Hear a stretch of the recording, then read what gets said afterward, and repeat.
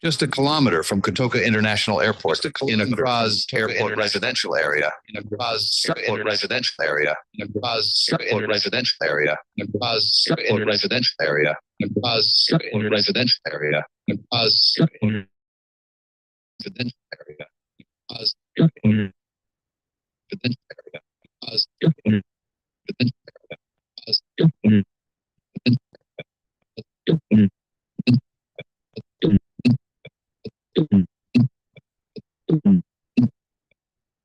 area.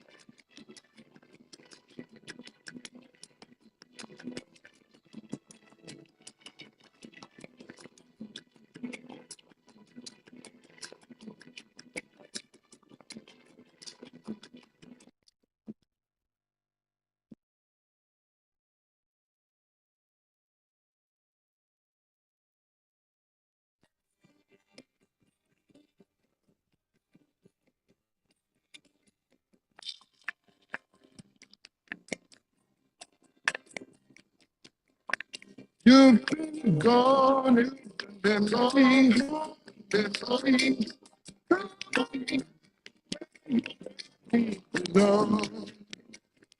You are over.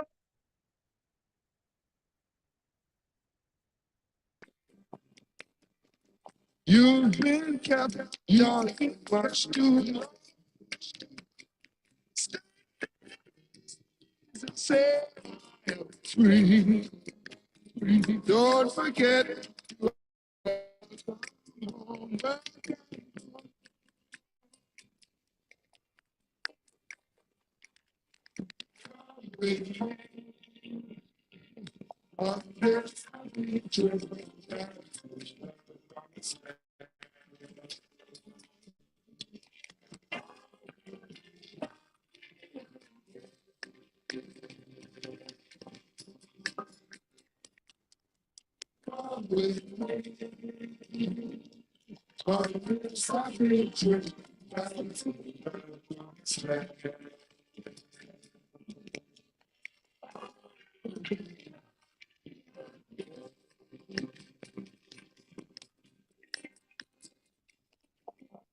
You've been gone and empty hearted.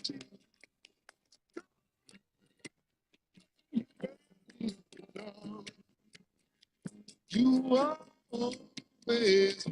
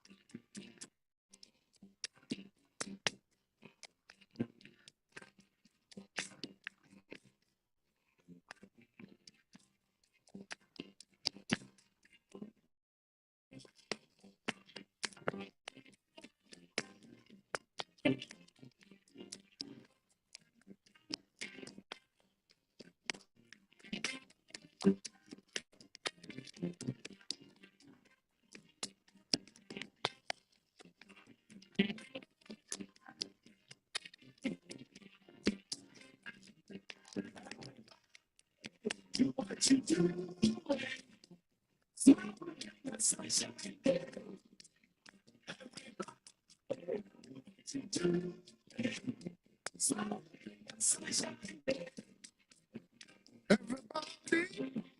you do when you smile in the sunshine. Do what you do, smile in the sunshine.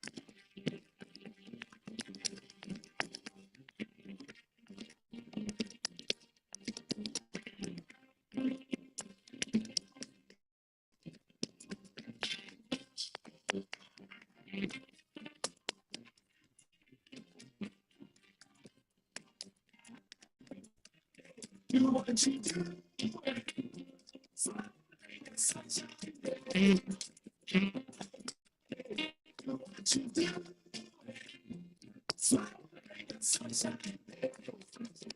Celebration, we're together. Come join.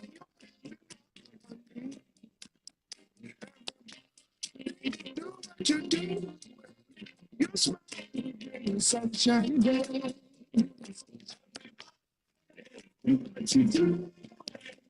Smile in the sunshine. Do what you do. Smile in the sunshine.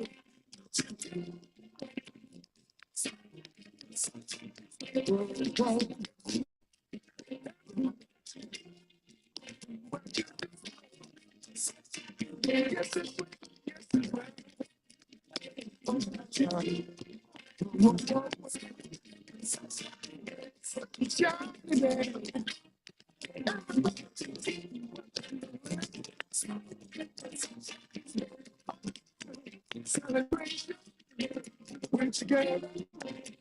Just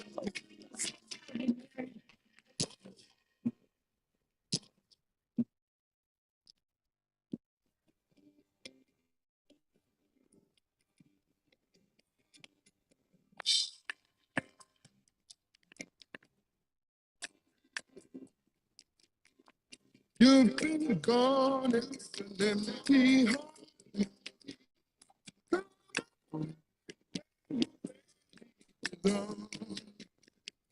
You are home.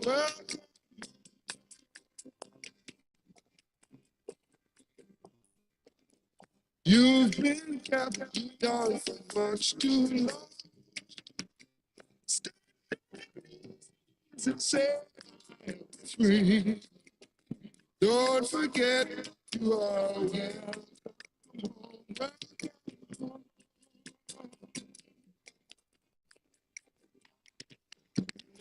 With me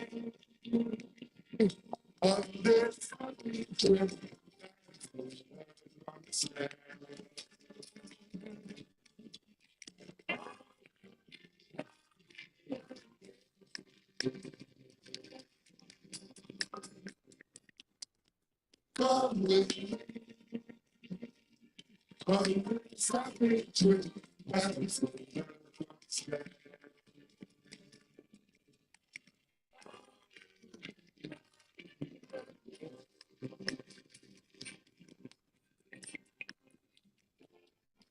You've been gone, it's an empty heart.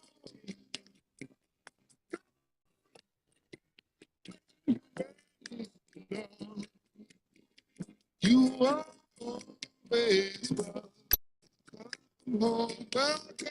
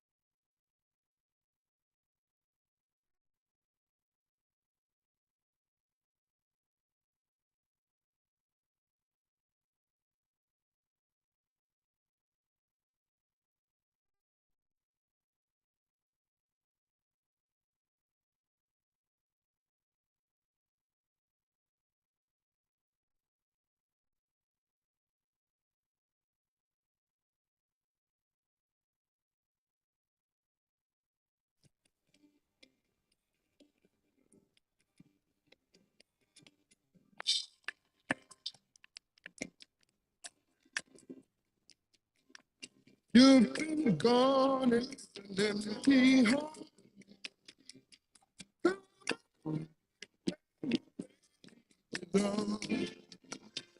You are always welcome home. Welcome.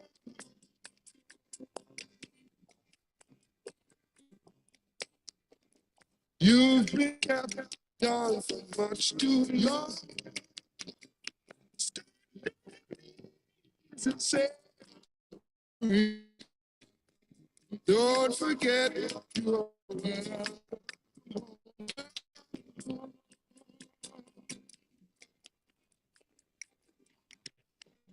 always on this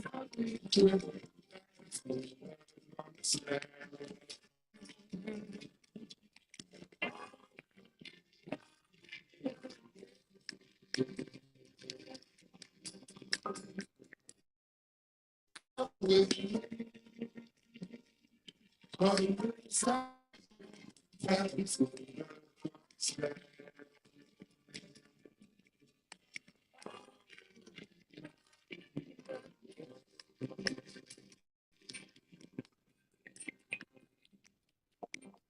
You've been gone, it's an empty heart.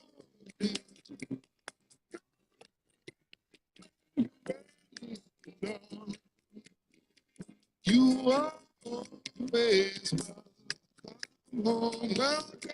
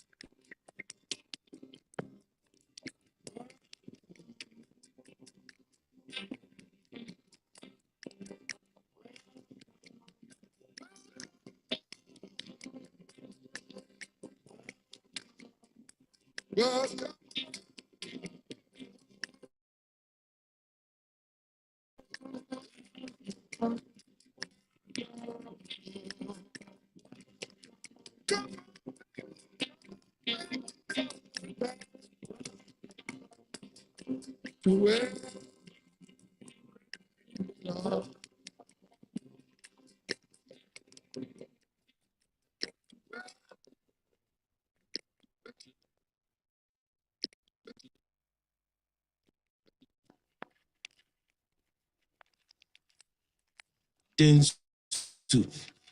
This is a famous river in Africa. This is a song a fisherman sings in praise of all the different fishes they can catch. Different fishes in Densu. And that's the crab. Airband, the sweet herring. Mumu. That tastes nice. And that's a trout too. It's a stockfish. Salmon, that's a mackerel. Small, momonic, that's a stinking fish. Didiba, that's a so it's nice food. Very good. Cotton, say that one before. Mumu, another one. Hey.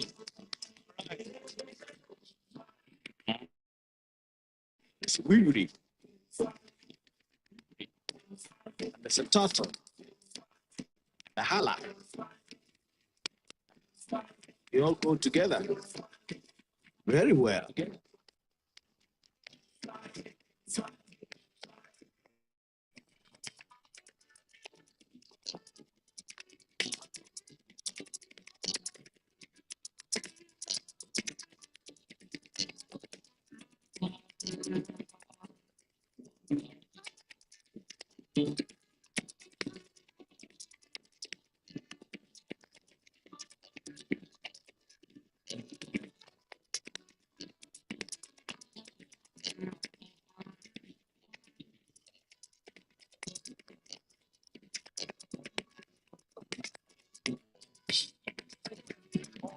Outside to please take their seat. Outside to please kindly take your seat. Outside to very soon. About 3 kindly take your seat. Outside to very soon. About 3 so please your seat. Outside to very soon. Your seat. Outside to very soon. Your seat. Outside to very soon. Your seat. Outside to very soon.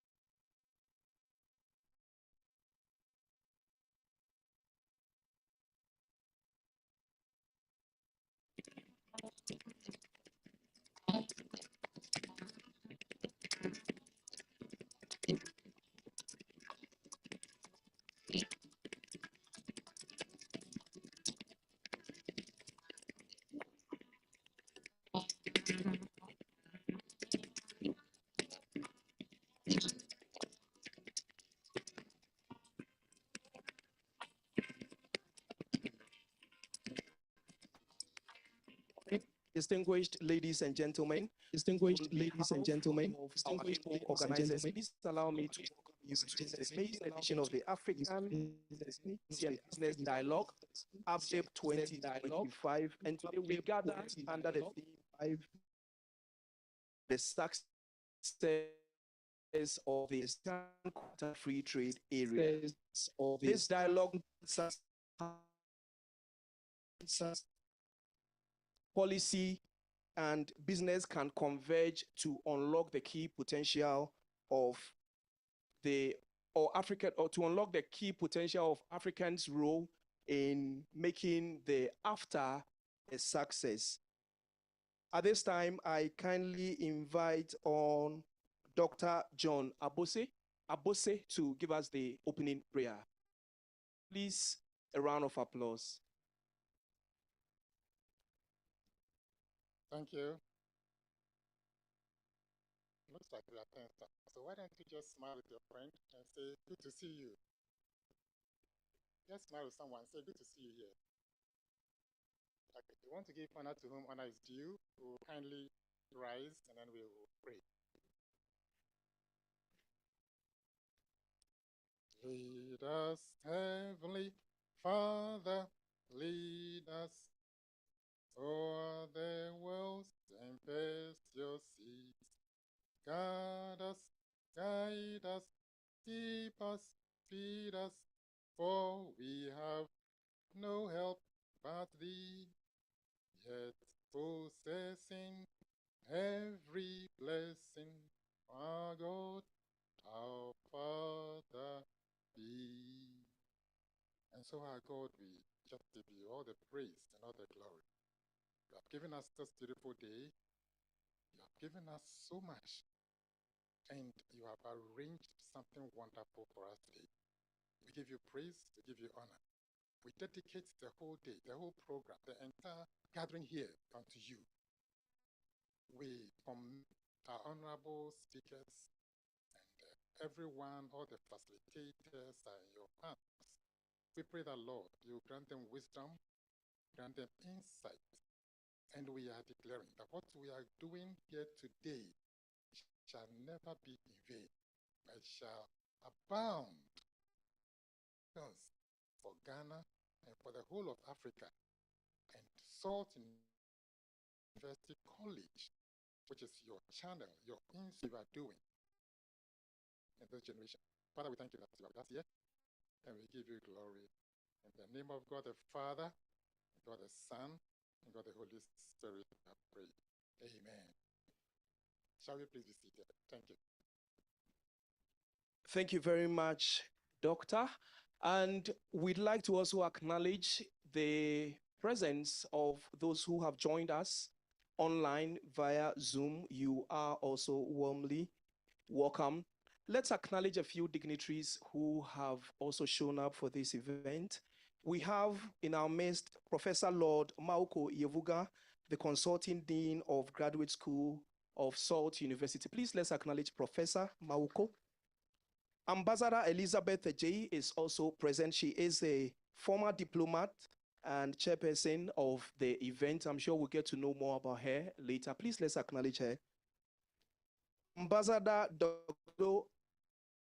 Kojo Alabo, president of Salt University College, is also present.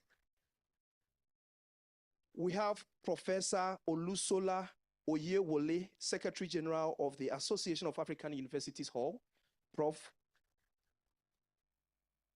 Madam Gemma Mbega Bolawe. Madam Gemma, please, are you present? Can we see you? Okay, so she's not present. We have Dr. Emmanuel Day to me, President of the Human Capital International Africa, and he will be on a panel later. Also present is Miss Helen Apia Ampofo. Is Helen? Okay, Helen is also present. We have Benjamin Asiam, also coming from the Ministry of Trade. He is the acting national coordinator. Please, let's welcome you if you are here. Chomam Apello is also a representative from the Association of Ghana Industries, AGI. And in our midst, we have Dr. Fatima Alabo, Vice President of Salt University College. Please, let's welcome. Thank you so much for your presence, Madam. Dr. Denise Anatui, also from the Salt University College. She's also present. She is the registrar. Dr. Mawuko-Yevugah is the director in charge of corporate business and strategy at the Salt University College. Please, Doc, let's say a big welcome to you. Thanks so much for showing up. We also have Ambassador Novisi Abedu, Salt University College faculty member. I've not seen Dr. Lawrence Boache, but I'm sure he will join us later. We have Dr. John Abose, SUC or Salt University College faculty member. Doc, we've already seen him. Dr. Bismarck Owusu Sechere, also a faculty member of Salt University College. Doc, are you here? Okay, I'm sure Doc will join us later. Dr. Samuel Nkrumah Pobi, also a faculty member from Salt University. Okay, and we have lawyer Yao Adjei Nketia, also a faculty member. Okay, so lawyer is outside. And we'd like to say a big welcome to all of you. I've seen students from Presec, and all representatives who have also joined us from corporate, from academia, and all other walks of life. We invite you, or we say, thank you so much for showing up, and we hope together we will all have a very fruitful deliberations in trying to put ideas together to shape a good pathway for the African continental trade area with regards to diplomacy. At this juncture, I'd like us to do a very short exercise. If you can sing, definitely I expect you, or we expect you to sing the national anthems. We'll do that of Ghana and African Union national anthem. I'm not sure how many of us are familiar with the tune of the AU anthem. Anyone? Okay. So respectfully, please, let's be on our feet. And we start with the national anthem of our beloved country, Ghana.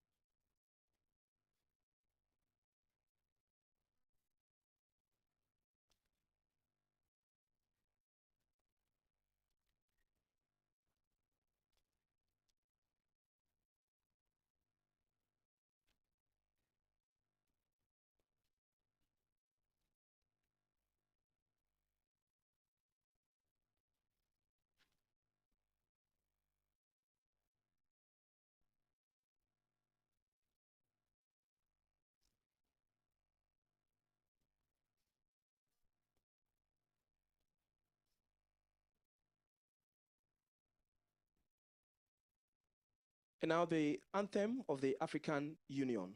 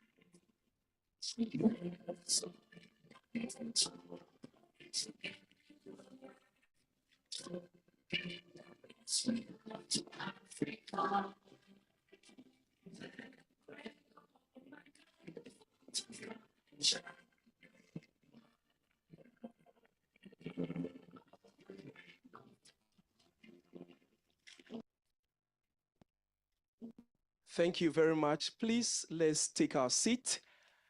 A round of applause. I'm sure today is the first time hearing that was by the African Union. If today is your first time hearing, please show your hand. Okay, so time to get some solidarity messages from our partners, policymakers, business leaders, academics, members from the development community. And so I'd like to call on Kweku Kusi Kodom from the University of Ghana Business School to give his solidarity message.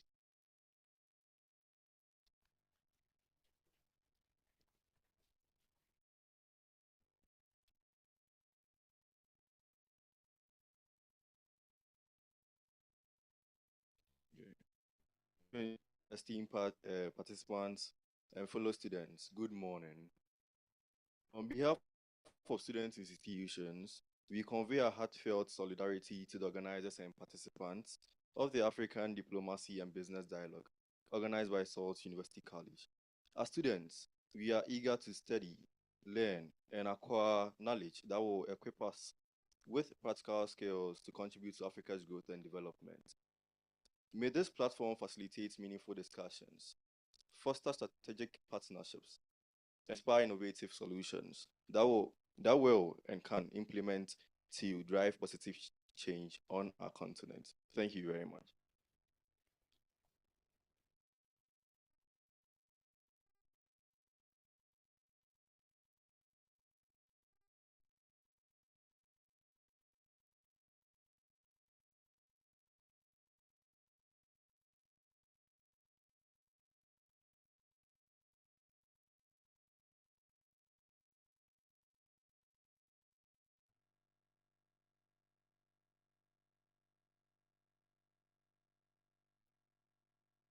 Ladies and gentlemen, we'll get back to the solidarity messages, but it's only appropriate that we introduce or get to know our chairperson for today's event.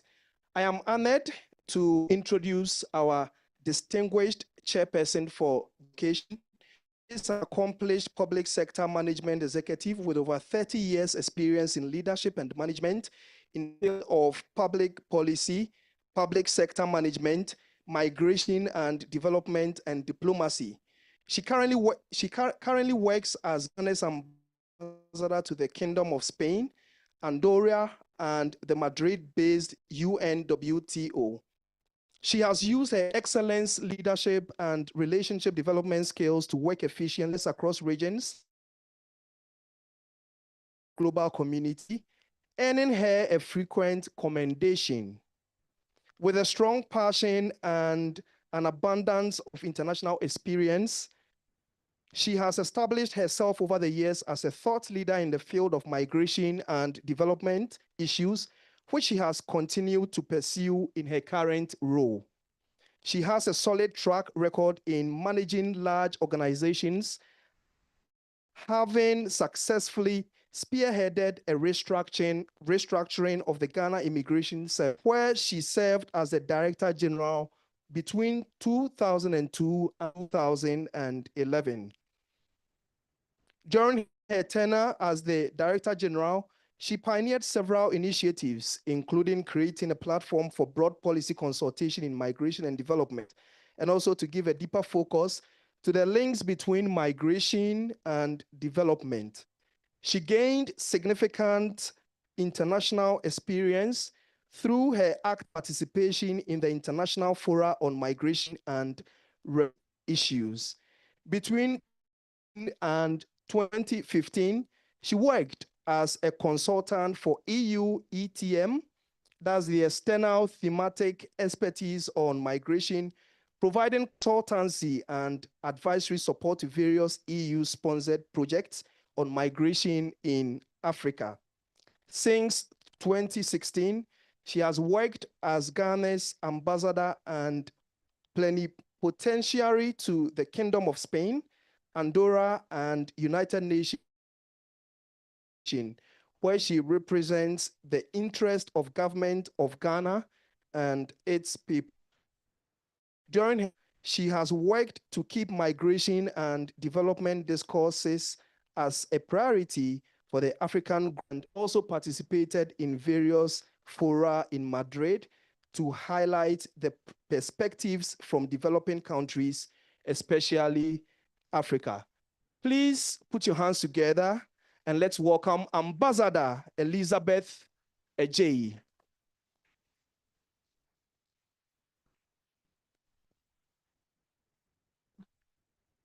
Thank you very much, Mr. MC, but just to correct the records, I am not the current ambassador, Ghana's ambassador to Spain. I retired from that role in 2021.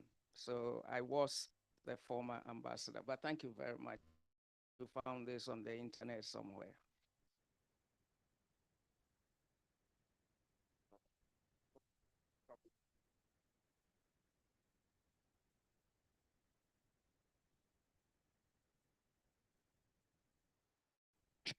Sorry, the original arrangements were that I could give it from there, but never mind. So good morning, everyone. I want to thank the organizers for this opportunity. I'm really honored and humbled. It's a great pleasure to see many of you, and I've seen many familiar faces, seen friends, I've seen some experts, and of course the media as well. So your presence is very important for the success of this dialogue, and we are happy that you chose to be here this morning in spite of whatever else you have and other busy schedules. So let's give ourselves a round of applause. I want to acknowledge the presence of a few people on the high table, just to acknowledge them. Madam Jima Mbega Bolawe, representing the AfTA Secretary General. We can just acknowledge you. Secretary General of AfTA, Mr. Wamkele Mene. Professor Oyewole Olushola, who has already been mentioned, Secretary General of the Association of African Universities, representative of the Minister of Trade, Mr. Benjamin Esiam. We're happy that you're able to come. And also Professor Yevugah, whom we'll be getting to know very soon. I want to, if you allow me, give special recognition to Ambassador Kojo Alabo, President of Salt University, Accra, organizers of the event, and whose vision and passion for an Africa whose future was characterized by strong economic growth and improved governance and prosperity has remained solid and unwavering. An African proverb that remains my favorite goes like this: when you pray, move your feet. To wait, pray, but don't stop with your words. Your faith must move you to act. So in keeping with this mantra, Ambassador Alabo, a very prayerful man that I know, a leading member of the Africa House of a group of believers who constantly pray for the continent to break from its shackles from centuries of oppressive and neo-colonial systems that have held Africa down, praying for the continent to move into total independence. And Ambassador has moved his feet, not just praying, but has moved his feet to found what we see today, the Salt University College, an institution that is dedicated to training transformational leaders across Africa to catalyze the resurgence of the continent that we all look forward to. Please check out the brochures and online resources for the programs that are offered by the SUC while you are here. So, Mr. Ambassador, I just want to acknowledge, your efforts in setting this up. And of course, this dialogue is part of that vision that he has pursued for the last couple of years. So please give him another round of applause. Ladies and gentlemen, the timing of this dialogue could not be more purposeful. The discussion about diplomacy and trade is coming at a very consequential time in the global geopolitical economy. The year 2025 has emerged as a period of great and unprecedented global challenges. The destabilizing war between Russia and Ukraine, the Middle East, and elsewhere in Africa continue to challenge our future. The ushering of the new US administration and its focus on tariffs as a tool to conduct trade have rattled the world, fundamentally altering trade agreements and economic alliances, shifting global dynamics, and testing long-standing political and economic alliances. While we all share the desire to see positive growth in human development and prosperous future, it is patently clear that the tools that we have relied on are changing rapidly, and the world as we know it seems to no longer exist. New alliances are being formed, and we recognize that if we have to prosper for the future, it is imperative for us to have new partnerships. And so alliances such as BRICS, the Indo-Pacific Project, and of course, AfTA, hold the potential to open new doors for stable and prosperous future for all. So today we gather here to reflect on these challenges and ask the tough questions about how AfTA can aid in the development of the future of Africa. Together, we will explore new approaches to make intracontinental trade benefit the continent and its people. Specifically, the dialogue will focus on how to use the levers of diplomacy to advance AfTA to shape a new future for Africa. Ladies and gentlemen, we are honored to have distinguished experts with us today with diverse experiences and perspectives to share their thoughts and insights on the matter. You will be listening to a technical to be delivered by the keynote speaker, followed by a panel discussion, which we hope will throw some light on the subject of diplomatic nuances surrounding AfTA. I urge you all to participate fully in these discussions to gain a 360-degree view of diplomacy as an essential tool to promote the ideals of AfTA. Finally, I want to thank the members of the Planning Committee who have dedicated their time and resources over the last 2 years through all the changing scenes in the political and economic landscape of this country. We finally made it, colleagues, albeit to this mini national dialogue. We have our sights firmly set on continental level dialogue or conference in the near future. So kindly join me to give them a big round of applause. Your tireless efforts have been recognized, and it is what we see today. So with these few remarks, I wish to declare the Africa Diplomacy and Business Dialogue officially open. I thank you for your attention.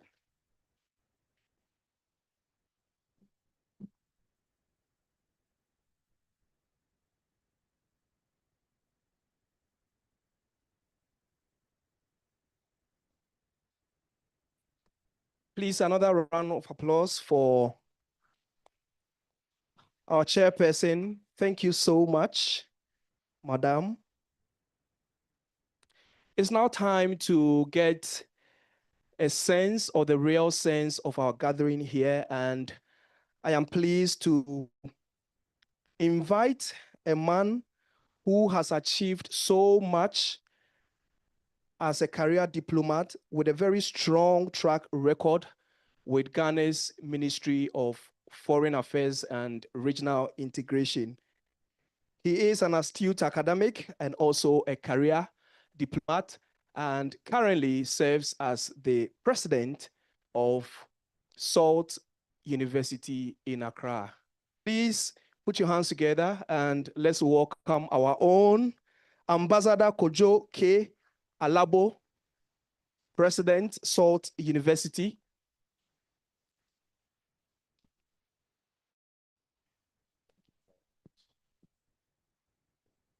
Thank you very much, Samson.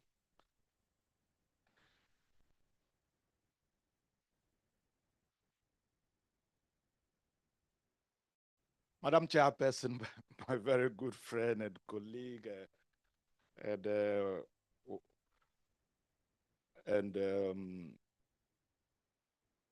co-warrior, I like to call her also Ambassador Elizabeth Adjei.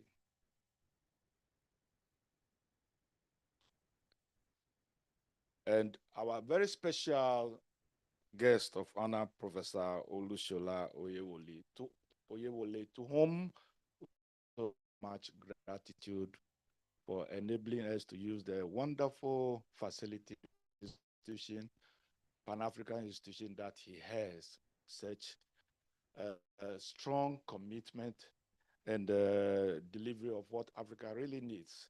He's a great friend of our university, and he's a personal friend as well. And I thank you very much, Prof, for doing us the honors of coming also as our special guest of honor. Thank you very much. I also recognize the excellencies, members of the diplomatic corps. I see my friend from Angola, the Angola mission right here. And I also see a lot of colleagues from academia, esteemed colleagues in academia, policymakers, and visionary youth of Africa. I recognize you. Distinguished members of the media fraternity that is here. But I want to recognize very specially just two persons, if you permit me. First of all, my partner in life, and one with whom we have in the trenches all these years and built what God has enabled us to build and continue to work in the vineyard, and the person of Dr. Mrs. Fatima Alabo that is here in our midst. Thank you so much, for what. And sitting by her is also a great friend.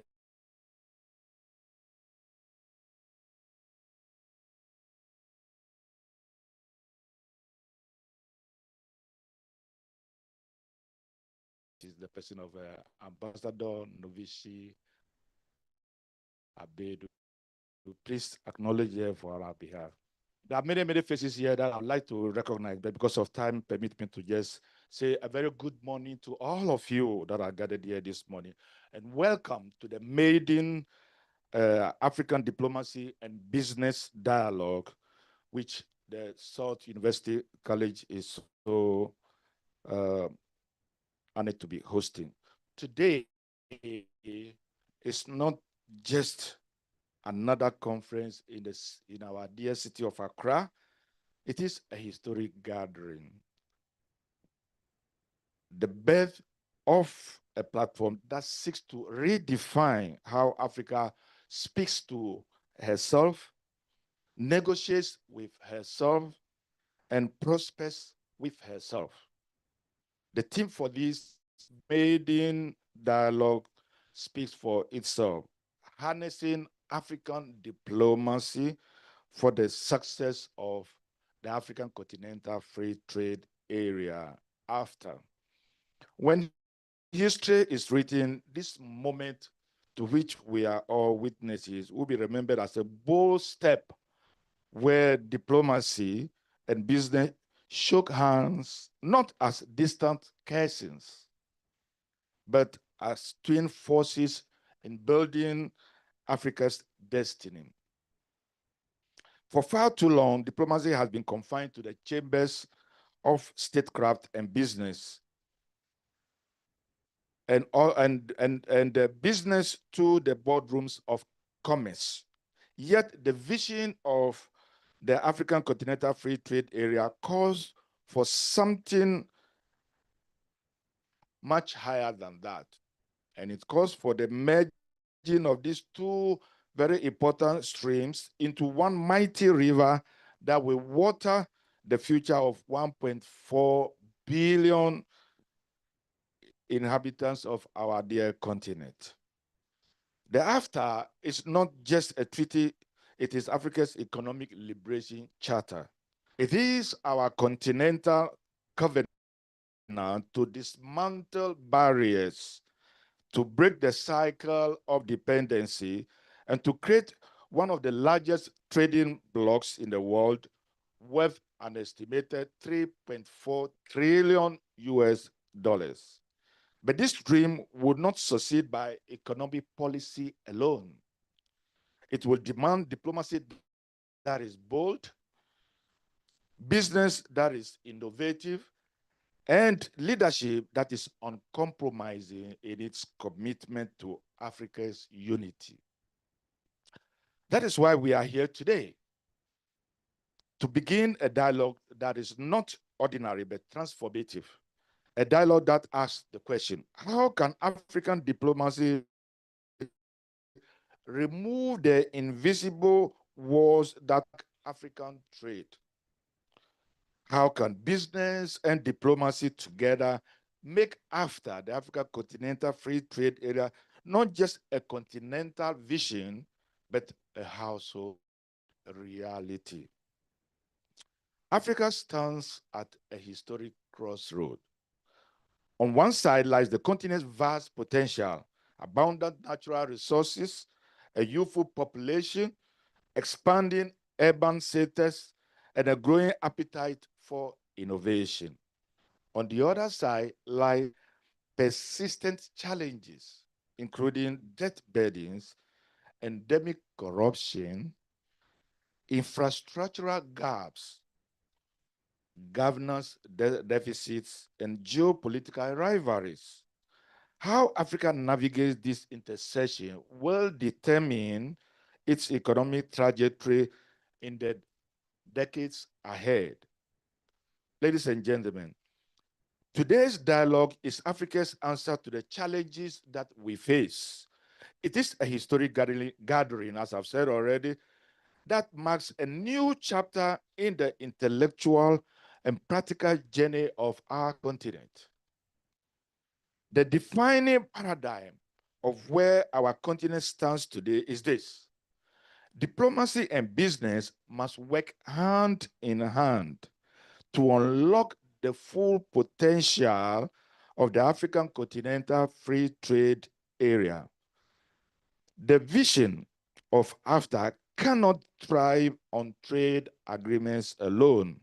It requires the collective wisdom of statesmen and women, the innovation of entrepreneurs, and the courage of thought leaders to build bridges of trust, cooperation, prosperity across our continent. Opportunities must therefore be created where ambassadors regularly meet with entrepreneurs, where policymakers meet with innovators, where academia meets industry. Ladies and gentlemen, diplomacy is indeed the language of nations, but business is the language of livelihoods. If we unite both, we will unlock a new grammar of prosperity for our continent, Africa. And this dialogue, the very first of its kind, is our contribution to writing that new grammar. At Salt University College, our mandate has always been to raise a new generation of leaders leaders with integrity of heart and skillful hands, leaders who can interpret the time and respond with solutions that bring transformation.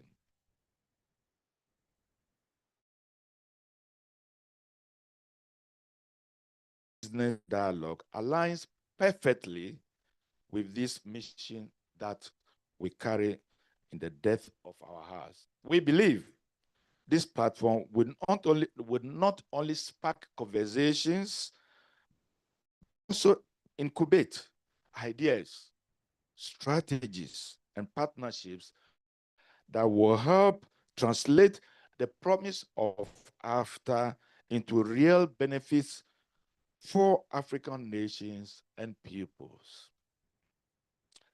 Ladies and gentlemen, it's quite clear that in the decade in which we live, Africa does not need echo chambers. She needs solution platforms and solution providers. Africa does not need handouts. She needs handshakes across her own borders. Africa does not need rhetoric. Africa needs action that will lead to results. So as we set sail today, and that's how we say it in Pojos, as we set sail today, I charge us all. Let every panel be a parliament of ideas. Let every question be a quest for solutions. And let every handshake be the seed of a partnership that will outlive this event. Africa's youth, and I'm happy that the youth are represented here, Africa's youth is not waiting for tomorrow. Indeed, the set time for Africa to rise and shine is now. Now. And together, through diplomacy and business, we will make AfTA not just a promise on paper, prosperity in practice. Ladies and gentlemen, we have before us a great day. Many things are going to happen. Let us be sure that we fully participate in both this plenary session and all the panel discussion that will follow. I know it will be beneficial to us. I know you'll be part of this historic dialogue. I thank you all for your attention. Thank you very much. Oh, let's do it one more time for. We take a goodwill message from the Ministry of Trade, Agribusiness and Industry. Representing the sector minister is Benjamin Kweku Asiam. He is also the national coordinator of the African Continental Free Trade Area. Please, let's welcome him. Thank you. Good morning, ladies and gentlemen. His Excellency Dr. Kojo Alabo, President of Salt University College, Excellencies, policymakers, academicians, distinguished guests, ladies and gentlemen. I am delivering this statement on behalf of the Honorable Elizabeth Ufusu Adjei, Minister of Trade, Agribusiness and Industry. Come because she's attending to another equally important national assignment. At the outset, I would like to thank the organizing committee members of the African Diplomacy and Business Dialogue 2025. Excellencies, the mere existence of this agreement on paper is not a guarantee of its success in practice. As it is said, the bridge between ambition and action must be built with the steel of political will and the motto of harmonized diplomacy. Ladies and gentlemen, what is the meaning of harmonizing Africa diplomacy? It is the conscious, coordinated, and strategic alignment of our foreign policies, our economic strategies, and our diplomatic engagements towards the single, unifying objective of making the AfTA work. It requires Africa to move from a chorus of individual voices to a powerful symphony of collective action. This harmonization must be pursued across in three critical dimensions. First one is harmonization in policy and regulation. The African Continental Free Trade Area seeks to create a single market, but a market cannot function effectively with 55 different states, different set of rules, standards, and custom procedures. Our diplomacy must now be intensely focused on negotiation and convergence. Diplomats and technocrats must be empowered to work tirelessly in the committees and technical working groups of the AfTA Secretariat to agree on common rules of origin, to mutually recognize professional qualifications, to harmonize sanitary and phytosanitary standards, and to establish a continent-wide digital payment system, like the Pan-African payment system that we have, but may not be that effective. So we need to make sure that we put in diplomacy to make it work effectively. This is not a technical exercise. It is a deeply diplomatic one. It requires compromise, trust, and ability to see the larger continental gain beyond narrow national interest. We must diplomatically de-escalate and resolve disputes, not through protectionist retrenchment, but through the mechanism we have built together within the Africa AfTA framework. The next critical point is the harmonization in infrastructure and connectivity.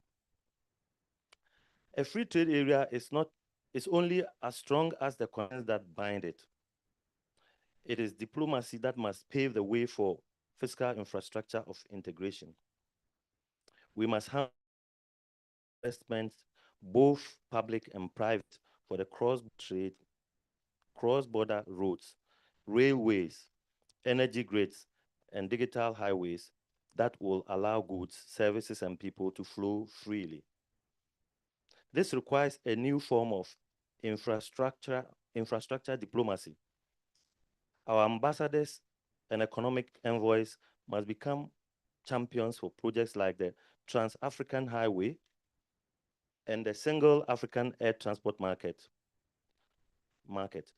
Africa must speak with one voice to international financial institutions and development partners, directing capital towards projects that enhance continental connectivity rather than those that only serve individual nations. Our diplomacy must facilitate the public-private partnerships that will build the ports, logistic hubs, and digital that are the lifeblood of modern trade. The third critical dimension is to harmonization in strategic messaging and engagement. For too long, Africa has engaged with the global economy as fragmented states, often competing against one another for investment and market access. The African Continental Free Trade Area changes the dynamic entirely. It allows us to engage not as 54 separate markets, but as one unified bloc. This is our most powerful diplomatic tool. We must harmonize our external engagements to negotiate better terms with the rest of the world. When we speak to European Union, the United States, or China, we must do so from a position of collective strength. A united Africa trade policy will respect and ensure that future agreements are structured for mutual benefit, for the mutual benefit, not exploitation. Furthermore, we must harmonize our messages to our own people. The success of AfTA depends on buy-in from African businesses, entrepreneurs, traders, and farmers.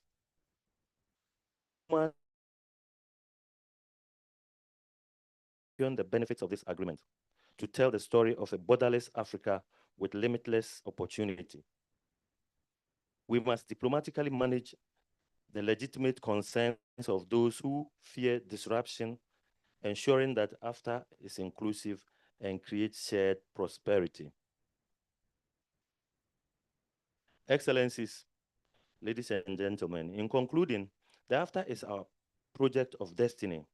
It is the vehicle through which we can achieve the Africa we want, as envisioned in Agenda 2063, the Africa we want, yes. But a vehicle without skilled driver and a clear map will not reach its destination.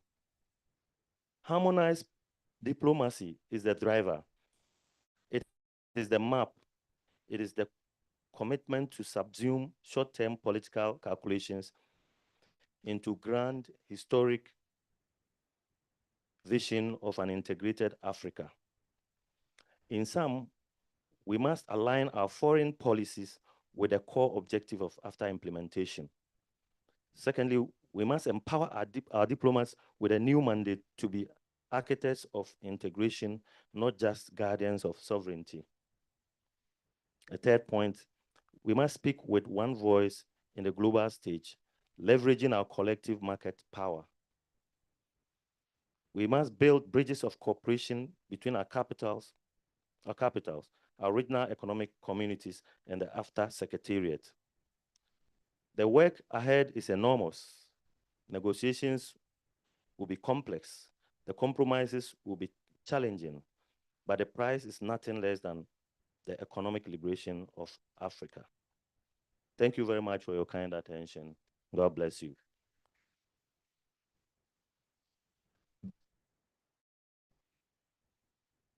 Thank you very much, Benjamin Kweku Asiam, representing the Minister of Trade, Agribusiness and Industry.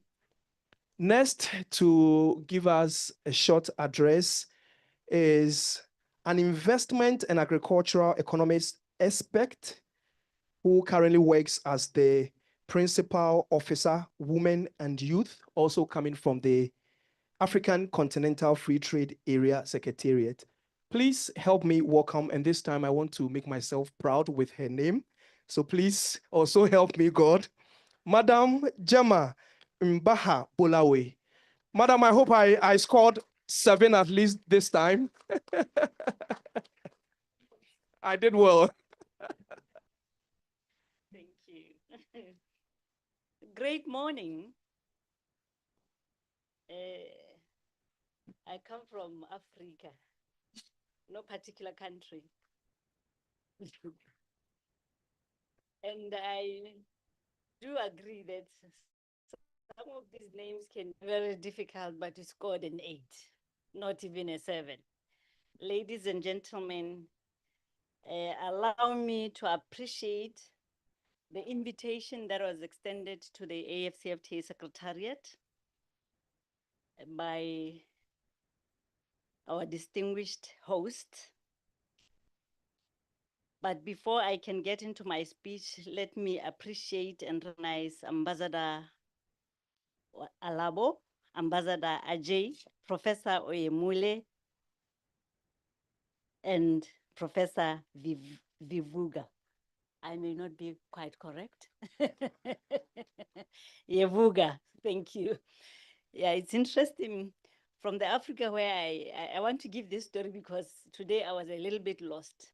You know, the spelling says something else, the pronunciation goes the opposite direction, and this has been a bit of a challenge here and there. Ladies and gentlemen, let me thank you, Mr. President, for the invitation to the Secretariat.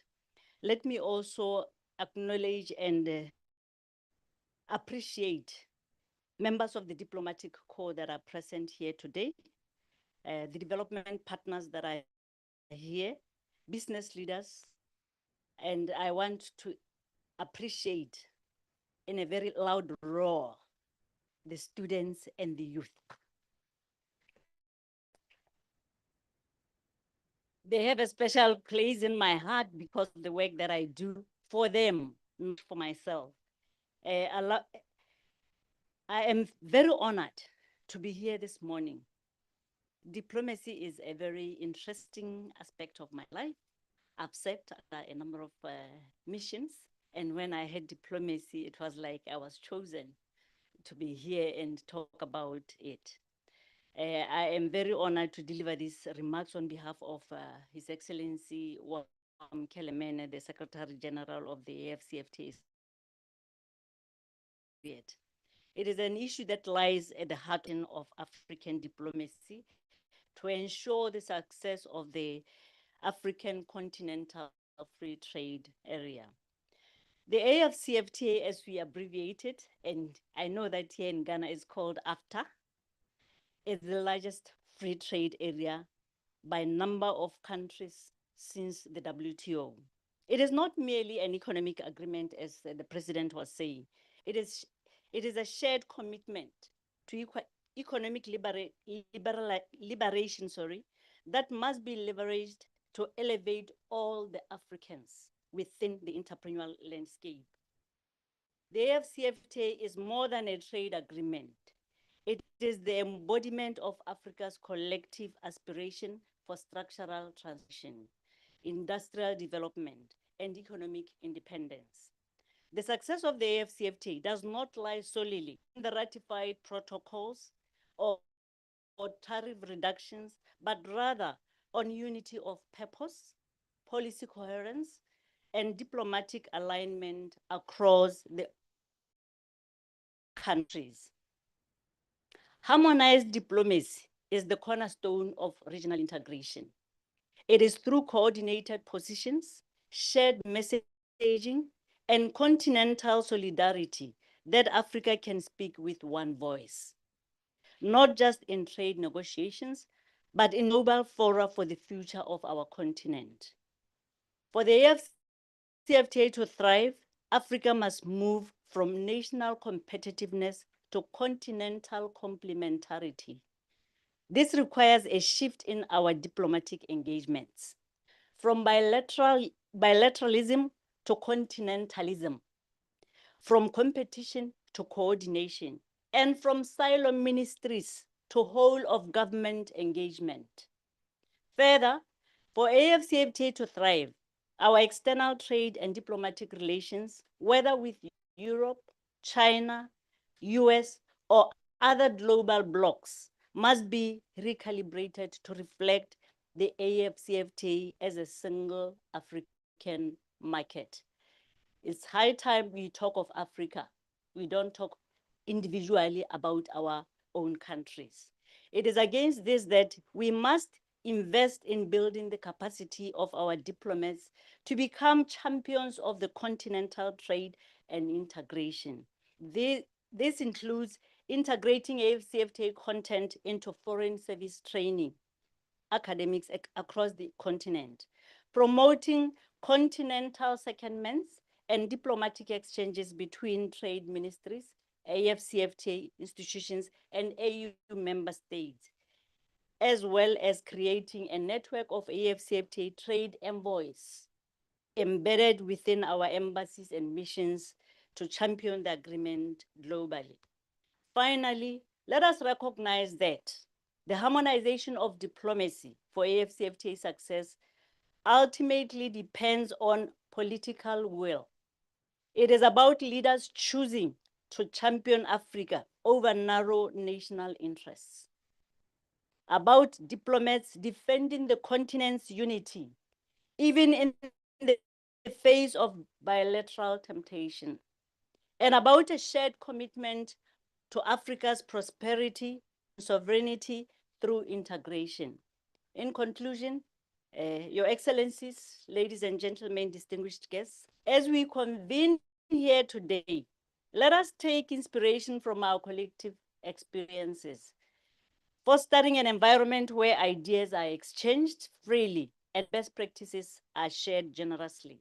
Let us recommit to a diplomacy that reflects our Pan-African ideals.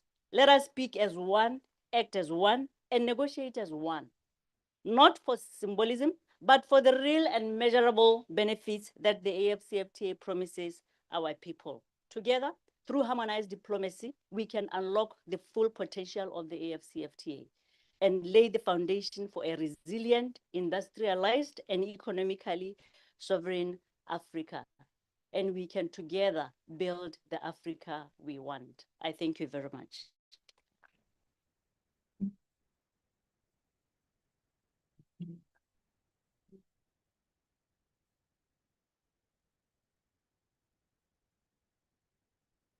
Thank you very much, Madam Gemma.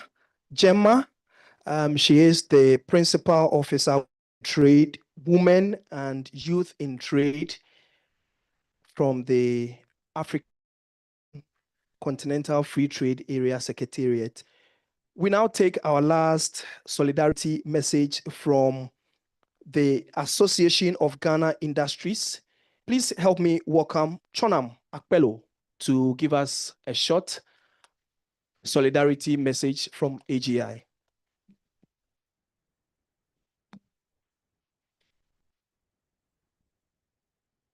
Good morning. So, Mr. President, members of the diplomatic community, members of the high tables, too much for having me this morning. So I received a call about 8 this morning. I was actually on my way to Takrady, and I said, no, let me come back. And especially also because of the team, and also because of my role. I chair AGI for Greater Accra region. But very essentially, last year, somewhere in December, I was elected as the chair for African Union Economic, Social, Cultural Council Trade and Industry Cluster. That actually gave me a full diplomatic status as an African trade leader. And so I guess that from the AGI perspective, from a private business perspective, and from the African diplomatic perspective, I sit at the intersection between all of them. I guess that's why they insisted that I do come here. So thank you so much. The topic for discussion this morning is very instructive because yes, the AfTA is in fruition. There's a lot of conversation happening. There's a lot of forums going on everywhere on the continent about the Continental Free Trade Agreement. But seeing the role of extremely minimal, I guess that they are doing their work, but they are doing it at the background. The bigger question really is, are we Africa? Are Africa countries really, really ready to ensure that we are successful in embarking on this whole continental free trade program? The truth is that it appears that there's significant commitments, yes, citizens, but the willpower to ensure that we actualize this dream is hard to come by. This is because of the entire colonial mentality that we've had. Post-independent, you observed that the system that we inherited was tailored heavily to produce civil servants and employees to support the colonial government. And so entrepreneurship, industry, production receive very minimal attention among our intelligentsia and our leadership. Fast forward, we realize that the only way to develop our continent is to industrialize, is to produce. What it means is that we need an overhaul of the system. You cannot succeed with following the same old system. So it is very crucial that we do something very different, all of us. Number one, we have to begin to promote massive industrialization, and that big the school. From class 1, what are we teaching our children? Last 3 weeks, the president of China came out and announced that henceforth, Every child from 6 years must necessarily study AI. Compulsory, 6 years. The question is, what is the policy of the African Education Authority in favor of AI industry? Our content seems to continue to be same. Training the kids how to memorize contents and the capacity to reproduce them and secure good grades and so on. But life has moved on. So for us to achieve the Continental Free Trade Agreement, we have to have the total paradigm shift of how we do education in Africa. Then there's the issue of 55 countries, everybody is feeling very important and big in their own small rights, and they are unwilling to give up. But we have to give something to take. Okay, so why is it that it is difficult even between Ghana and Togo to trade? It's so difficult because currency, if you're going from here to Lome, there are several police and official points, and then there are some people called Jadam at the Togo border. If you joke, they'll beat you, So it's so cumbersome. It is very frustrating. What we're saying is that it's not enough for our leaders to be committed. You have to demonstrate that you're willing to take off the borders, you're willing to continent, you're willing to support intra-African internationalization. That way, you'll be seen in real action. I'd like to talk about the role of diplomats, all of this. If you follow all the agreements signed with the Western world, like EU, US, and so on, most of this agreement assumes that we're operating on the same level. It is not true. We are not. If you the colonial history, as I mentioned, you realize that we're changed as continents because of slavery and all of this. We cannot be at the same level. So you can't have an agreement that assumes that we're the same. Otherwise, the agreement will be in favor of one party, which is what is happening. And so you've got all these beautiful AGOA, EU, EP, European Partnership Agreement, all of that. It sounds beautiful on paper, but the reality is that if you go to Sunyani, the farmers producing the yam, that is required in Netherlands. Look at the labor force. Look at how they have to struggle to produce the yam. How are they able to meet the standards?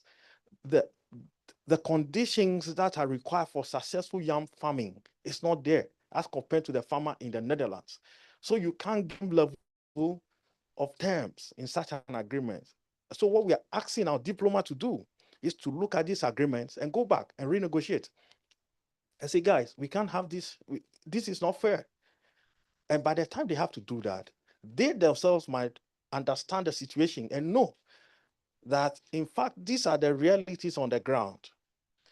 On that note, I'd like to propose that why don't you select some business people and make them diplomats?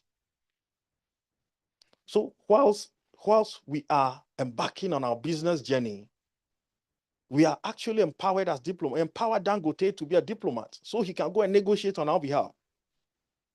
I have been empowered. I'm a businessman around technology business. Now I'm a full diplomat. If I go to represent African Union, I'm able to negotiate better because I understand how things work in the business world. So my proposal is to empower most of our business leaders to be diplomats so that they can give us the agreement. I thank you very much. Thank you, Chonam. Ladies and gentlemen, our special guest of honor. He is an accomplished executive and change agent with more than 40 years in higher education, committed to excellence, creating and facilitating innovative, engaging educational initiatives, and progressive professional development. He is a professor of food science and technology, and also a past vice chancellor at the Federal University of Agriculture, Abeokuta State, Nigeria. He currently serves as the Secretary General of the Association of African Universities in Accra, Ghana, and he has special interest in higher education issues internationalization strategies, research on microbiology, biotechnology, and safety of foods and institutional management. Please put your hands together and let's welcome Professor Olushola Oyewole.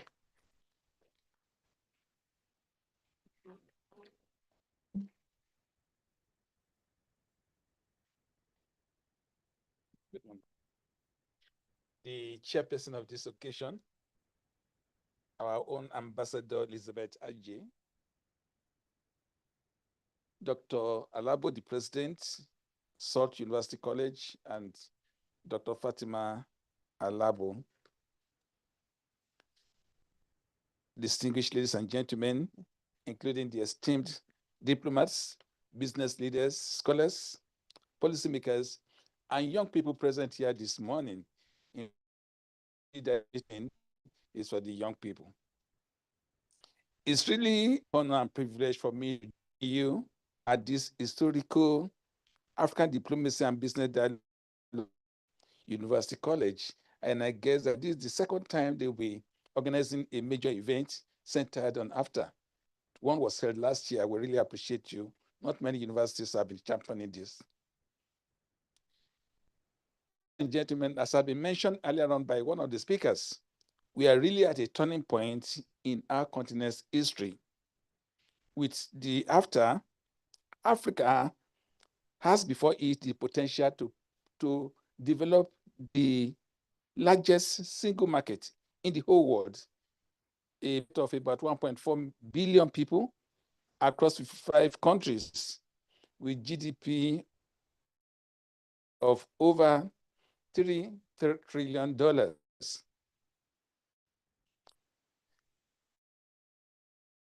Everybody has been talking about the market integration, job creation, and also, more importantly, the Pan-African solidarity. You know that the intention is that we are talking about business people and their role in AfTA. I believe that there are many key stakeholders who have important roles to play in AfTA. The first highlight should be to our governments and diplomats. They have important roles to play. I know government is involved with policy initiation, but please, we need to speak to ourselves as Africans. What is? It's quite easy for a European or an American to pass through this border.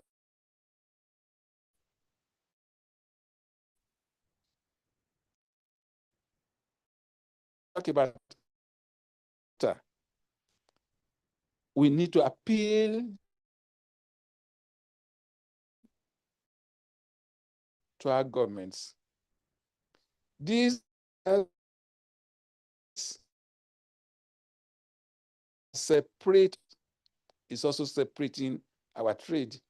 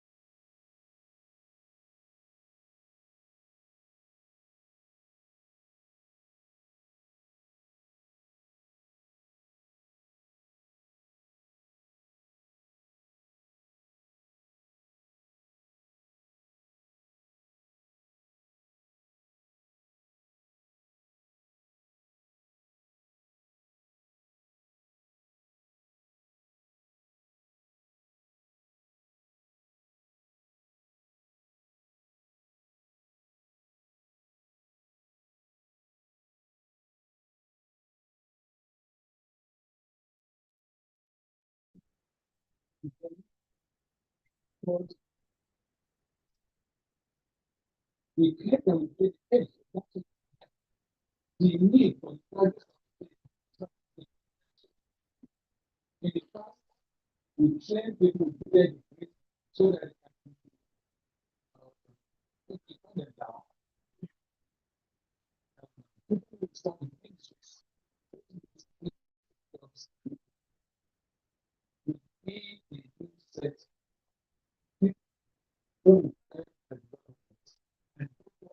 drastic we need to change our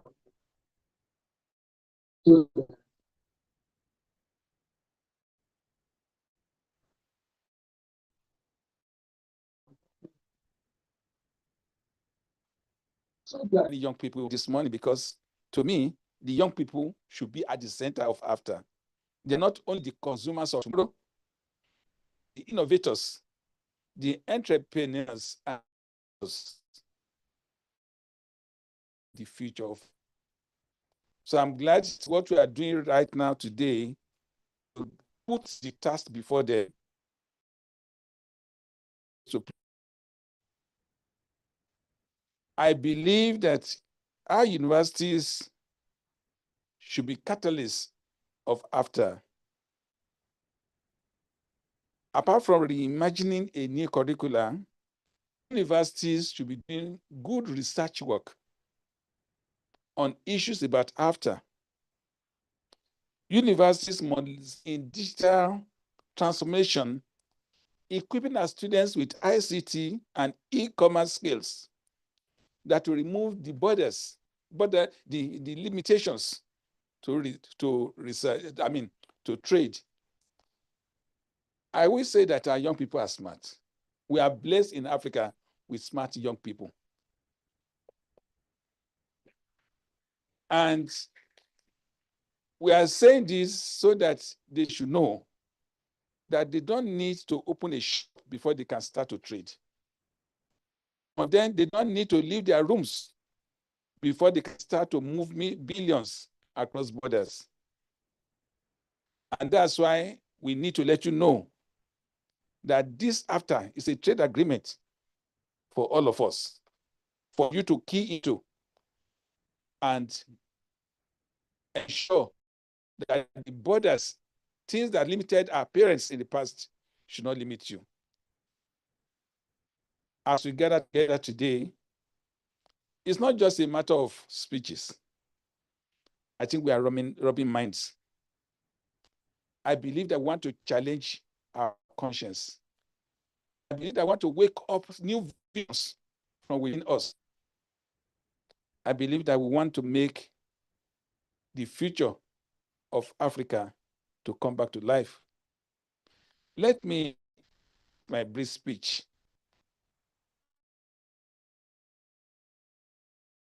said, and I quote, unite us are intrinsic and greater than the superimposed influences that keep us apart. That is the purpose of AfTA.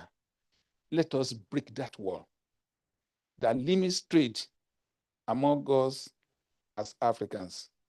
If we harness the power of diplomacy, align it with the dynamism of business, and ground it in the wisdom of knowledge, and connect it to the vigor of our young people, I believe that AfTA will not only succeed, it will transform Africa into the global powerhouse of the future. Let us commit ourselves today to make this vision a reality. Thank you very much.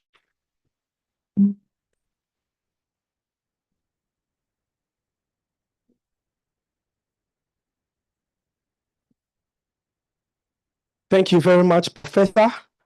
And we'd like to acknowledge the presence of the following. We have representatives from the University of Ghana. Can you give us a hi or a wave? Okay, so UG, thank you so much. University of Professional Studies, we have some representatives coming. Okay, so UPSA, and we also have Unimark, JIJ. Okay, Unimark is also here, and GIMPA, our friends from GIMPA, can we see you? Okay, and Lesiad is also here. Lesiad from University of Ghana, and we also have representative from Heritage University. Yay, Heritage, thank you. Prisek, I've already acknowledged you. We are also honored with representation from the Embassy of Angola. Please, can we have a wave? Okay, so thank you so much for coming. We are definitely honored by your presence. It's time to take a short breather from The speech is just to prepare the way for the grand notes speech. This we are blessed with a young woman who tells stories with her words. She's here to tell us a beautiful story through. Are you ready? Are you ready for her? Please put your hands together. Let's welcome on stage Priscilla Oforiwa to bless with her talent.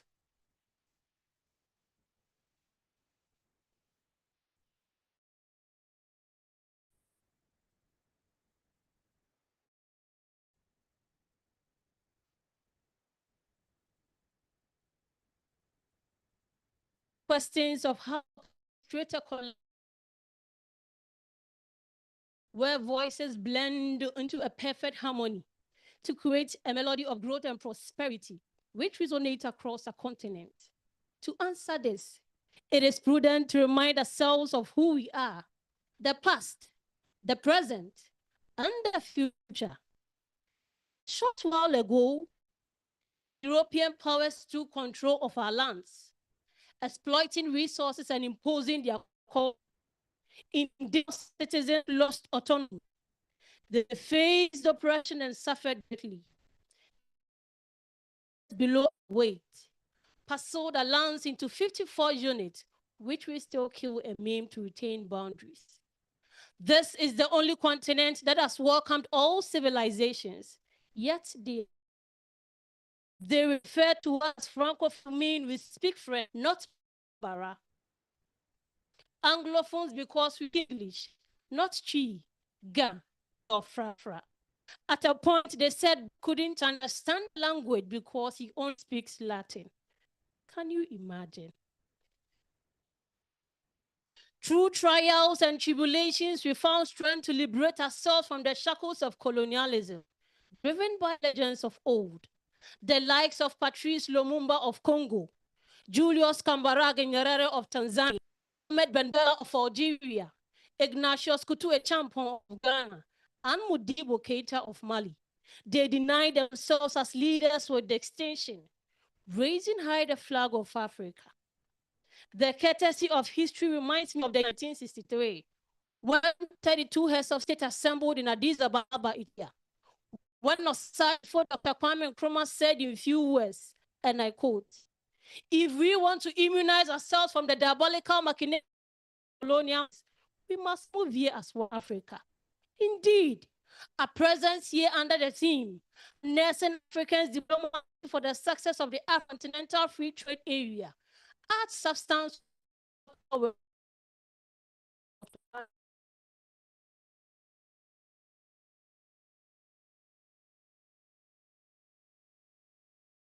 present. Wanted for the second implementation of the African Continental Free Trade Area's mouse was realized on continental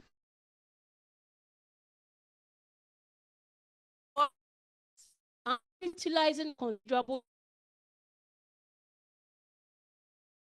There is wisdom, therefore, to unlock Africans' immense potential to boost trade.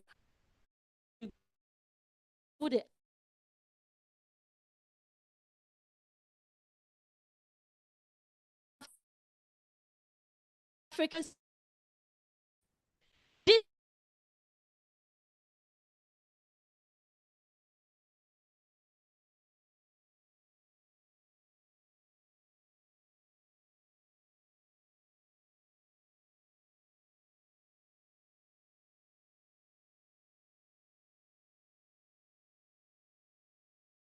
demonstrated time without number that she's only woman. Let us work together to decolonize global trade in the interest of Africa, raising high the flag of AfTA as a catalyst for the revival of the excellence of Africa, as a beacon of hope and a representation of the indomitable spirit of the people of Africa, who with unity shape our destiny.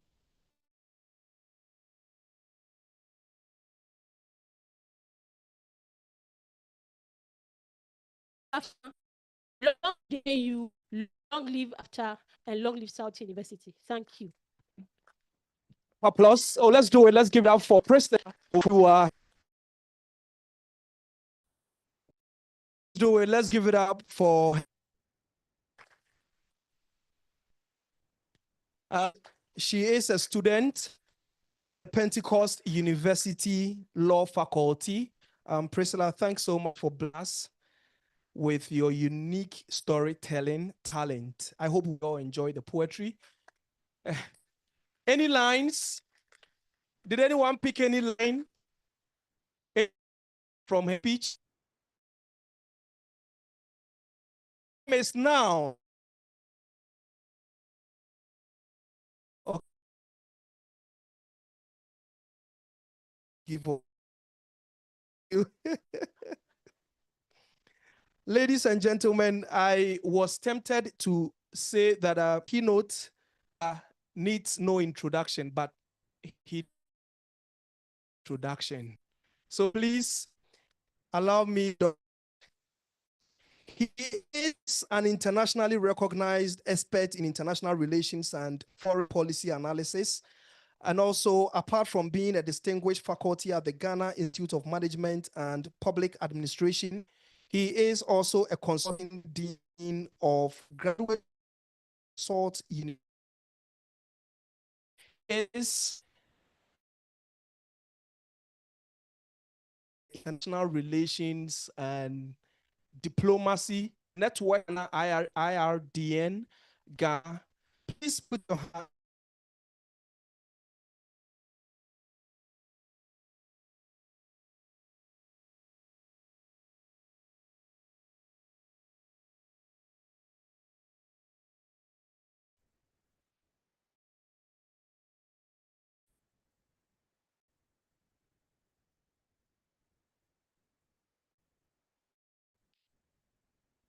So I'm doing PowerPoint.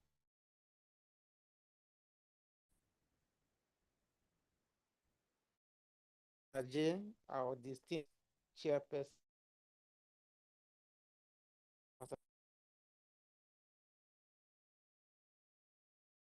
Distinguished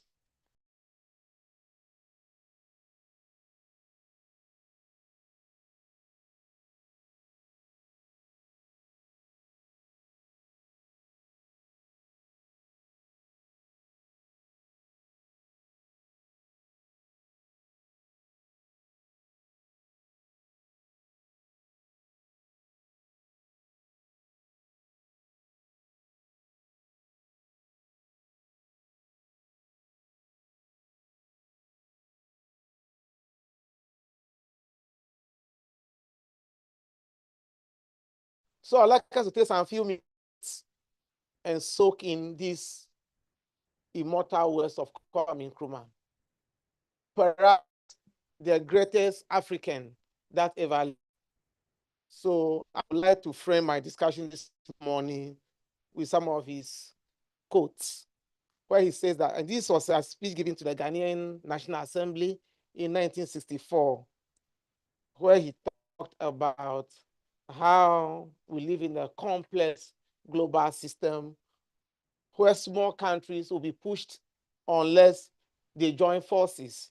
I guess these words are as relevant today as they were so many years ago. And I want to pay homage to Sajifo for those and well-looking comments. We are here this morning at the AfTA, and we are trying to look at diplomacy and its success. This is going to work.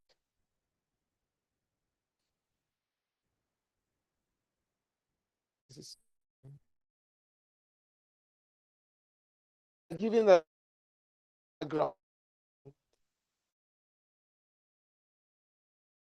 Look at the challenge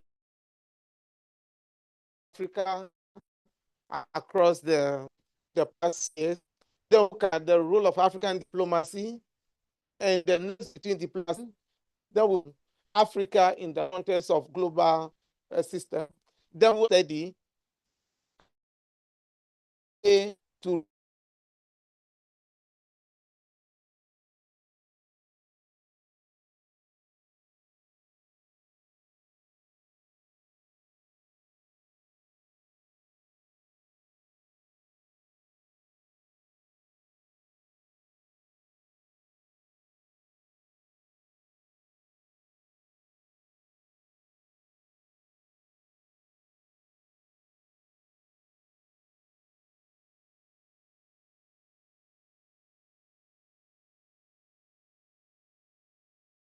confirm the AfTA. And it's the largest free trade area in the whole world. There are 1 billion people with a combined GDP of 3.4 trillion. And of this initiative to create one single market, a powerful market within the global system by reducing tariffs, easing costs, and holding digital trade. So ambitious and audacious kind of undertaking that we are making this to fruition. That's an overview. Now, such ambitious plan will not happen without any challenges. So there are key challenges that need to be confronted if we have to achieve this integration. Now, if you look at this side, if you look at the graph here, in terms of integration the globe, you can see where we are. So we see Africa in terms of our integration, we are in. You look at 59%, then you look at Europe, they are 68%. That tells us that we have a long way to go if you have to make integration a reality. And you look at the accompanying difficulties. One, the pace of integration is very slow. And two, political will or the issue of sovereignty. At the time of independence, Kwame Nkrumah was warning that if you don't integrate immediately, the moment countries become used to being independent, it will be difficult to convince them to give it up. And that has been one of the key challenges to Africa's integration, the unwillingness for sovereign countries to cede part of their sovereignty. That's something we need to contend with. The strategy. Now there have been strategies towards regional integration. We'll see how this has actually played out over the years. Then there are challenges about integration in Africa. We have different development. So sometimes one of the challenges in regional integration across the world is look at the levels of integrating countries. If there are different levels of development, then they have incentives that will make them want to integrate. And that is one of the challenges. So we have our job cut out for us. Africa is determined to integrate, but there are challenges.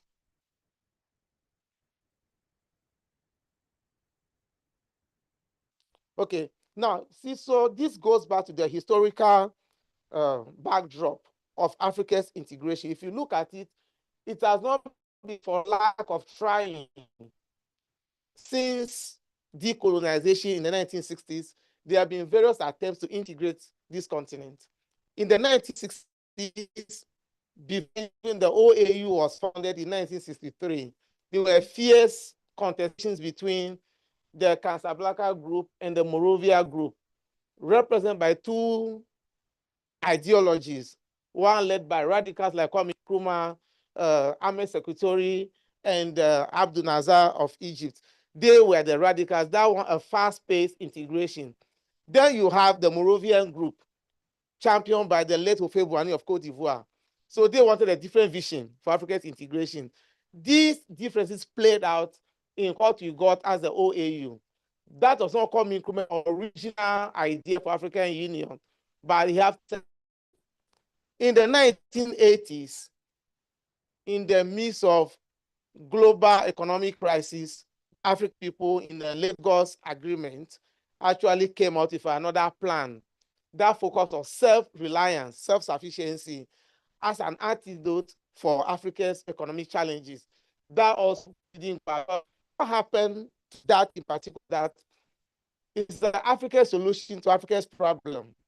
Then the international system led by the Bretton Woods institutions, the IMF and the World Bank, commissioned the Berg findings.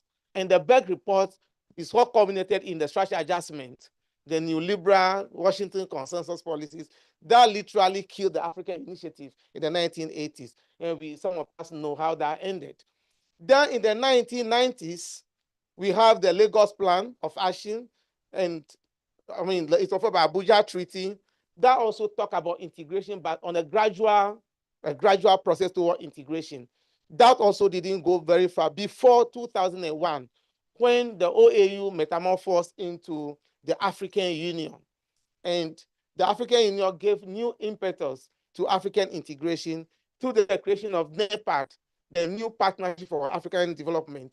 And that set the tone for where we are now, leading to 2018, when the AfTA process started. So you can see that our continent have traveled a long road to where we are now. Every phase had got its own challenges to where we are now, and we know the challenges I said earlier about AfTA. Now, in order for us to overcome these challenges, we can't diminish the role and place of diplomacy. Diplomacy is a very important tool in the toolbox of foreign policy. It is one of the tools that you use to navigate the complexities of the international system. Therefore, we argue that without diplomacy, this new African drive towards economic integration would just be like the previous ones. But with diplomacy, it can become the cornerstone of a new African economic order and redefine Africa's role and place in an increasingly interconnected, complex global system. And that zero in on the role of Africa's diplomacy.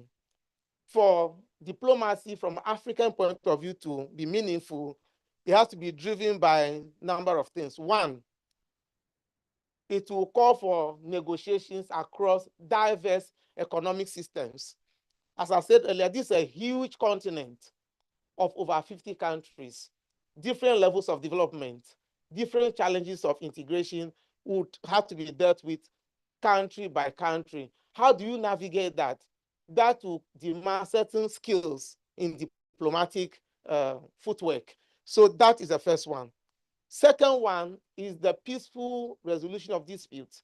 So inbuilt in the AfTA process, like we see in the WTO, there are processes of arbitration, because differences will arise. We are witnessing today what is happening in the bigger global economy, where the Americans are imposing trade tariffs left and right, and countries are negotiating for America individually. Similar things will happen in Africa. The moment we bring the AfTA to full stream, you see that different countries, the bigger economies will be having their way. The small ones will be complaining. How do you deal with all that? It demands peaceful approaches to negotiation. Then harmonization. Harmonization means that because we are different levels of development, we have different laws and regulations about trade, customs, everything. How do we harmonize? How do we make sure that we are all singing from the same hymn? That has to happen, and that will also take a lot of negotiation and skill to do that. Then, like I mentioned, how do you ensure that the bigger countries don't literally swallow the small ones?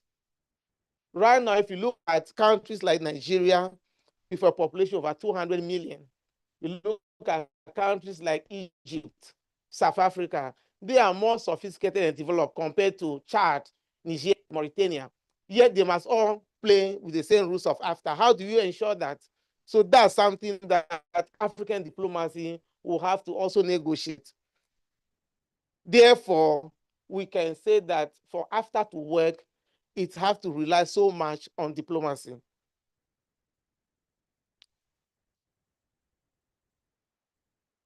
And this take the of, like I said, negotiation, implementation, and sustaining the whole architecture of AfTA. So various levels of the process have to be negotiated before we can succeed. You also even how who hosts the secretariat was a fierce competition. Ghana has to lobby. You have to send diplomatic envoys all over the continent making a case for Ghana. Other countries did the same thing before Ghana succeeded. So from implementation, from design to implementation, negotiation has to be key. It also enables governments to make compromises.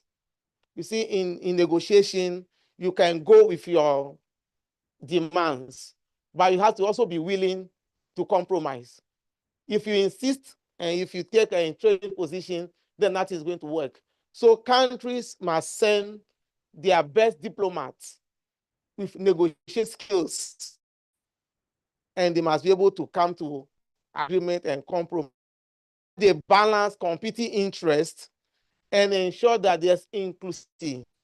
One of the challenges for every country today is how do you satisfy the needs of different demographics? If you take Africa, we have different demographics. When it comes to AfTA, how do you negotiate a process that favors young people who are very demanding, different expectations? What about women and children and disabled people? These are different demographics, and you may have to negotiate their interests if you want this thing to have that inclusive and acceptance, participatory kind of process. We need to do all that. Then there should be mechanisms, as I mentioned, for dispute resolution, harmonization of domestic policies, etc.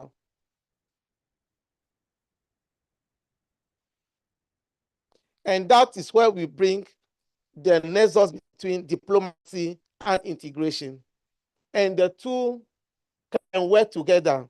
So business and diplomacy, how do we ensure that once we are promoting the interests of state, negotiating, we are also advancing business interests of various countries?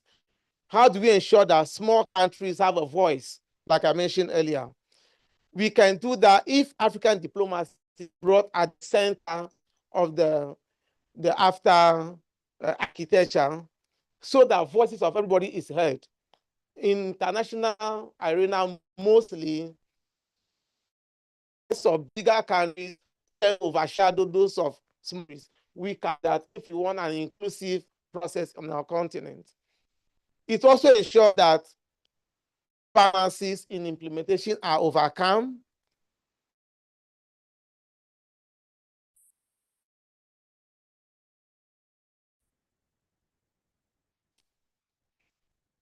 Okay. Now, so two things that will be happening simultaneously. On the one hand, you use diplomacy to negotiate within Africa, making sure that countries on the continental plan. On the other hand, Africa must also be negotiating with external actors, because even though we are implementing integration, we are also operating in a global economic system. So Africa still have to deal with continental and outside things in terms of global.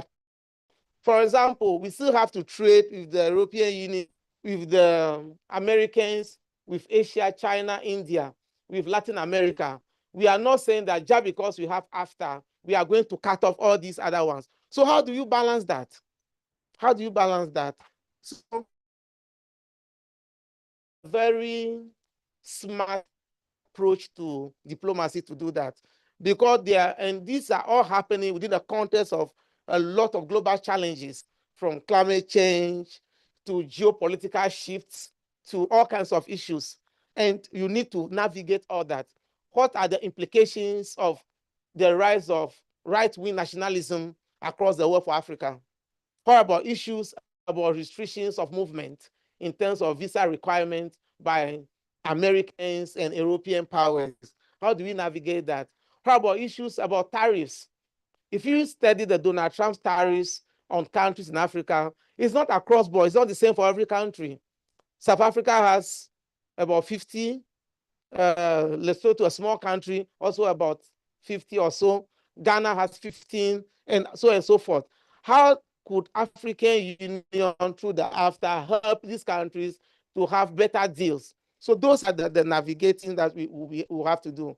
Therefore, we need to work on diplomacy in order to achieve that. Okay. So leveraging African diplomacy means that we need to work through multilateral platforms where you are not working bilateral, country to country, by multiple countries. Two, you need to strengthen negotiation capabilities. So every country will have to do, and that is why institutions like Salt University College will be very necessary. where people are learning diplomacy, people are learning international relations, people are learning negotiation, because you need a new set of mindsets if you want to succeed in this emerging continental economy. Then how do you amplify all voices, various demographics, and how do you foster strategic partnerships between the private sector and the public sector, between multinational corporations and government in Africa? How do you make sure that once you open up borders, you also control unnecessary influx of illegal migrants or terrorist activities? Because if you say visa-free or visa on arrival or no visa, it comes with its own challenges. How do you deal with all that? Therefore, it takes us to, as we discuss Africa's integration and diplomacy, the template has been offered by Kwame Nkrumah. I mentioned earlier, even the competing visions for Africa in the early 1960s. When Ghana became independent in 1957, Kwame Nkrumah has to do a lot more to help to accelerate the pace of decolonization across the continent. So, for example, you notice that Kwame Nkrumah, one of his strategies was conferencing was the diplomatic strategy. International relations and diplomacy, conferencing diplomacy is very key. Sometimes by the time people are done eating and drinking wine, they've signed a lot of agreements. Yes, because food is very important in diplomacy. Here, you drink some small wine, not plenty. Sometimes if you get drunk, you don't even know what you are signing. So in the 1950s, Kwame Nkrumah used that. Accra became the Mecca of Africanism. And between 1958 and 1959, there were a series of conferences held here in Accra, where he tried to galvanize and mobilize Africans towards decolonization. And it worked. That is why between 1957 and 1960, you saw the numbers of countries that became independent. That was Kwame Nkrumah's template. Bring them together, talk to them. And one of the signs at the 58th conference is hands off Africa, Africa for Africans. And that became the rallying point or cry, if you like, for the strategy. Then Kwame Nkrumah also was unapologetic Pan-Africanist. What he would say their mouth. Nkrumah was not just saying it, he was actually doing it. At the dawn of Ghana's independence, he was unequivocal. He says that Ghana's independence will not be complete if it is not linked to the total liberation of Africa, and that he was willing to cede part of our sovereignty to achieve that. How many leaders can do that when they are busy trying to be big men in their own countries? And he Ghana, Guinea, Mali union, which he saw brought towards a bigger continental unity. He gave money to Guinea-Conakry to avoid embarrassment when the French literally wanted to prove Kwame Nkrumah wrong.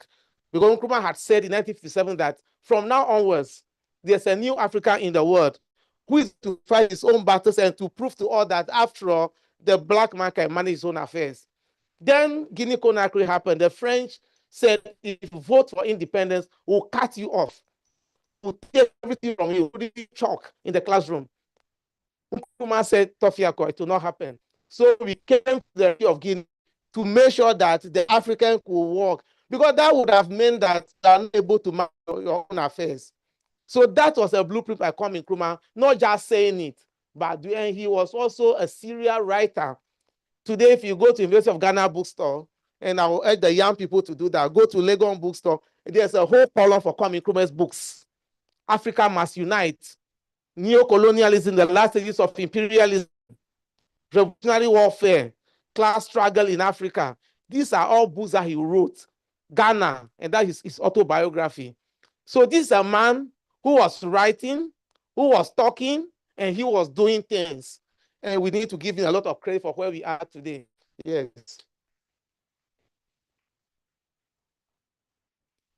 And that is why I said he actually situated Ghana strategically as the center of the continent. And it is no coincidence, therefore, that today, as we talk about continental free trade, it is located right here in Accra. That is a tribute to Kwame Nkrumah. That is very important.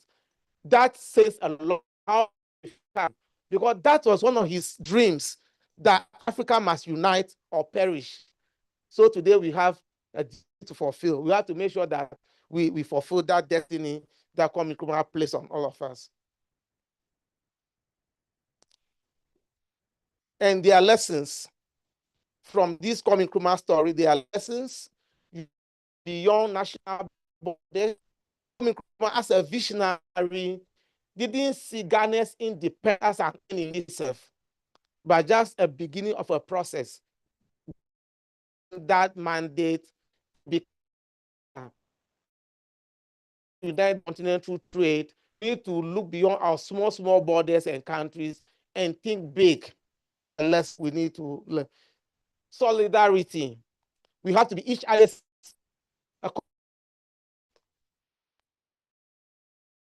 colonial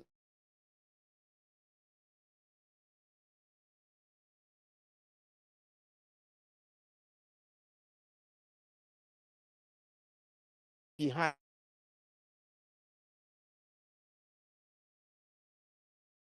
African strategies of African philosophy.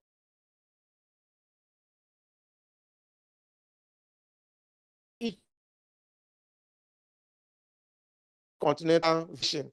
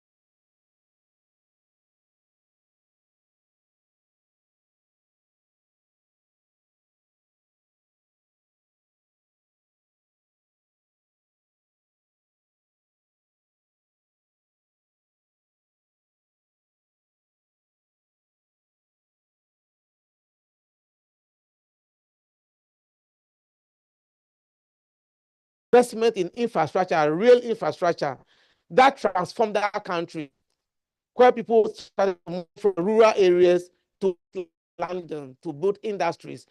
In the present world, without investment in infrastructure. If you want to challenge that, go to China and see what is happening. It's very scary. It's not a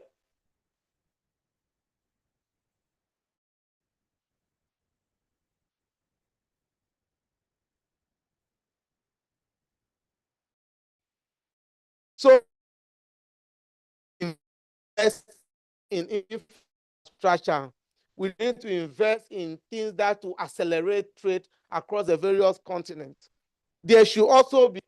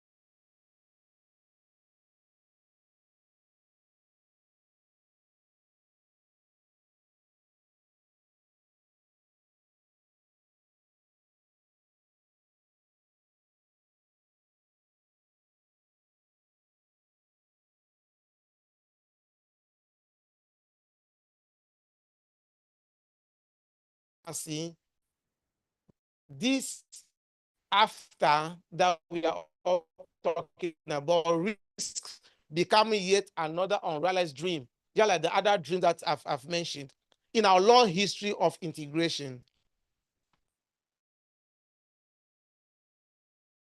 So for a new African economic order, one that redefines Africa's place in the global trade and enhances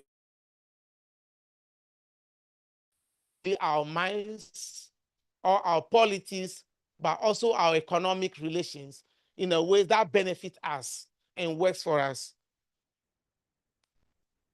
Therefore, in conclusion, we argue that Africa has through the share not only its own destiny, but that of global trade relations.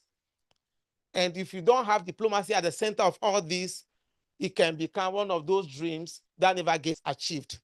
And that with diplomacy, we can be at the beginning of a dawn of Africa's prosperity and dignity. And that will harness African diplomacy, not for trade, but also for eventual transformation.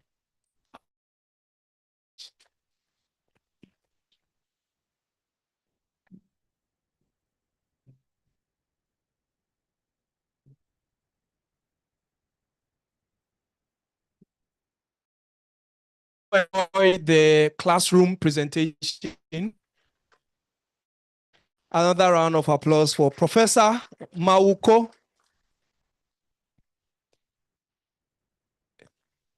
So 2 things. We will take a short snack break. We have 2 snack stations, and but before all go in group photo.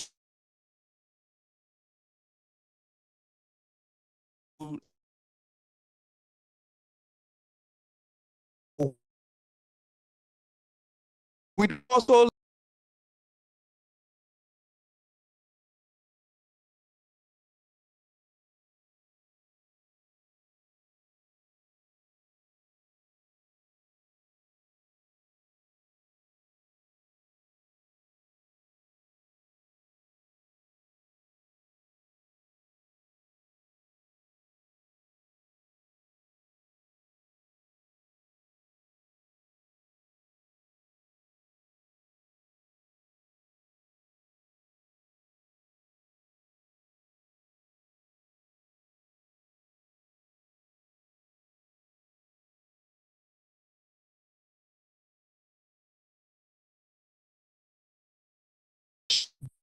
for us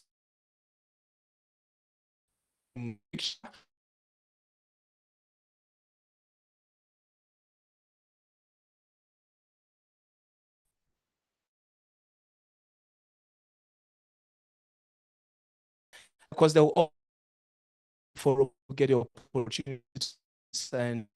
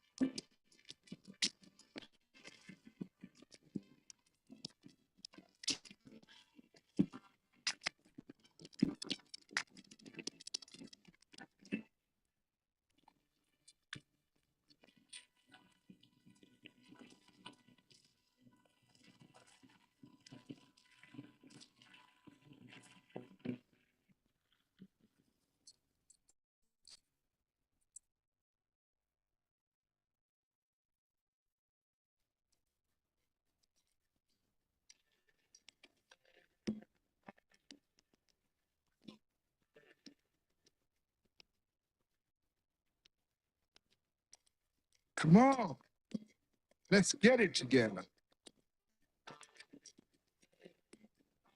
You know what? You make me want to do it. So come on, let's do it. Let's do it.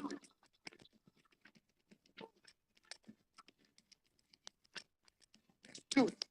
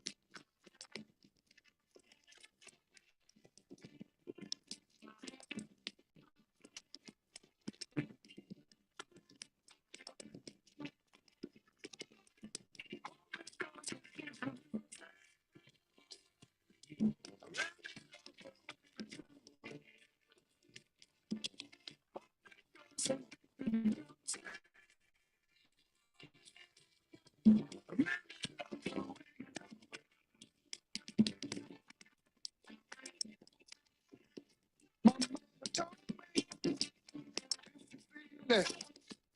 Like it is. Do it. It is.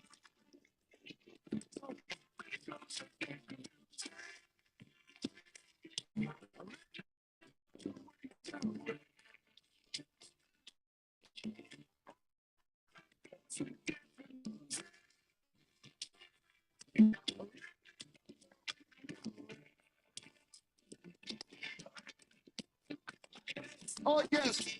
Want to.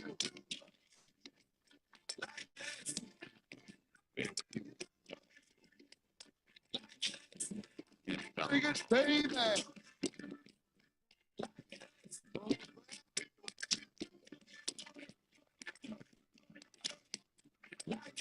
Oh, yeah.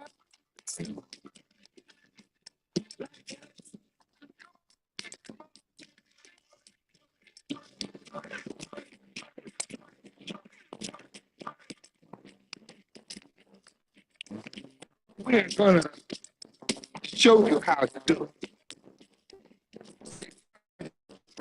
Shit. Roll it, squeeze it, rock it, and then fuck it. Just do it. Do it like it is. Do it.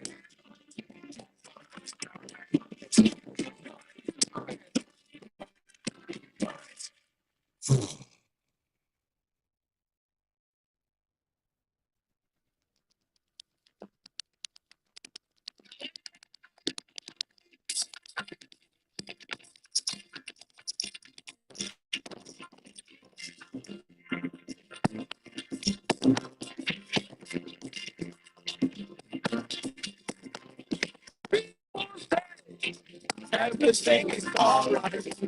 We say things will be better. We feel it's not understanding.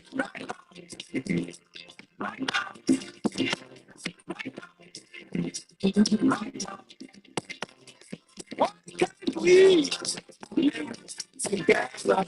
Be my friend. I mean, just forever. Baby, I'm all the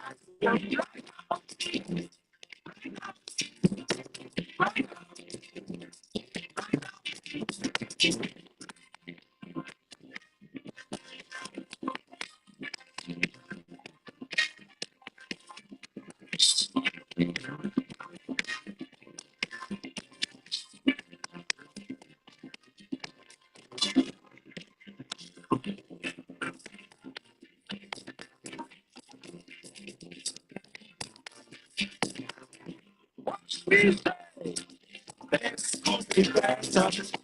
Can we live together? Be my friend. I'll be your forever.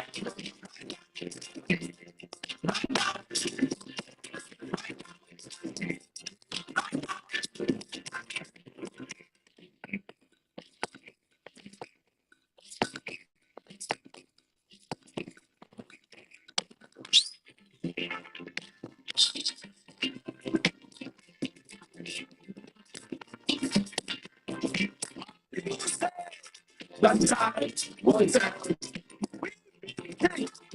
Around the world, both peace, peace, right.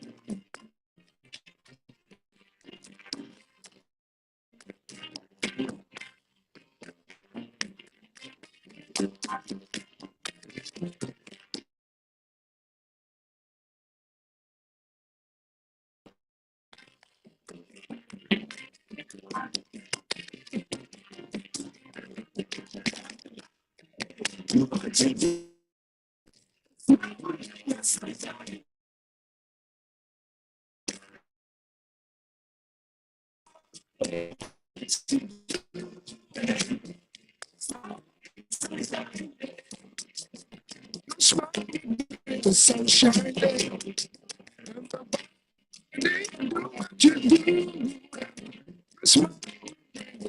sunshine.